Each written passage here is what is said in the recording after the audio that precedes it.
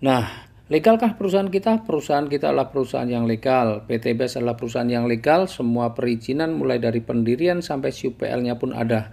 Bahkan Majelis Ulama Indonesia setelah mengkaji sistem usahanya, akhirnya Majelis Ulama Indonesia pun menyatakan bahwa sistem bisnis PT BES ini diperbolehkan. Sistem bisnisnya seperti apa? Nah, PT BES adalah perusahaan penjualan langsung. Ya, sebelumnya saya akan sampaikan lebih dulu alur distribusi produk dan promosi dalam sebuah perdagangan. Sebuah perusahaan ketika memproduksi satu produk, maka sebelum sampai kepada konsumen pasti melalui alur-alur distribusi. Ya, mulai dari distributor wilayah, daerah, kota, grosir, warung, baru setelah sampai warung konsumen baru bisa membelinya. Konsumen tidak akan bisa membeli ketika masih di distributornya. Apalagi hanya untuk beli eceran, ya, harus melalui kalau sudah sampai di warung atau di toko.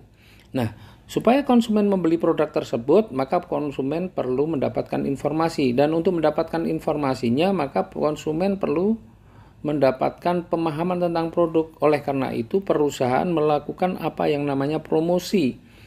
Promosi supaya informasi tentang manfaat produk itu sampai kepada konsumen. Dan untuk melakukan promosi, perusahaan kadang-kadang menggunakan artis, kemudian menggunakan media cetak dan elektronik seperti TV, radio, internet, kemudian spanduk, baliho, reklame, koran, dan lain sebagainya.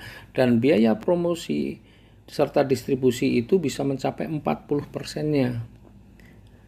Nah, karena PT BES ini adalah perusahaan perdagangan langsung, maka yang melakukan promosi dan distribusi adalah member-membernya atau mitra-mitranya. Maka anggaran yang 40% tadi dibayarkan kepada member-membernya. Karena yang melakukan distribusi dan promosi adalah member-membernya atau mitra-mitranya. Nah, alokasi 40% ini diwujudkan dalam bentuk apa? Dalam bentuk uang cash, dalam bentuk hadiah-hadiah cash mulai dari motor, umroh, mobil, bahkan juga rumah.